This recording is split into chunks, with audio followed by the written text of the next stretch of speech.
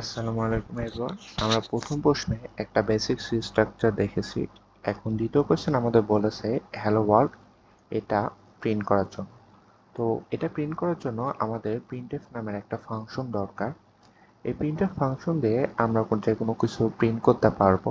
So printf function নেওয়ার পর আমাদেরকে ডবল কোটেশন নেওয়া লাগবে এবং এর ভিতরে আমরা যেটা প্রিন্ট করতে চাই হ্যালো ওয়ার্ল্ড এনিথিং আমরা সেটা প্রিন্ট করতে পারবো। এখানে ব্যাকল্যাশ এর নামে একটা জিনিস আছে, এটার অর্থ হচ্ছে নিউ লাইন। আমরা একটা প্রিন্টএফ করার পর যখন নেক্সট প্রিন্ট করতে যাব তখন আমাদের এই নিউ লাইন দিয়ে পরবর্তী লাইনে আমরা যেতে পারবো। দেন এখানে আরেকটা জিনিস আছে, সেটা হচ্ছে সেমিকলন।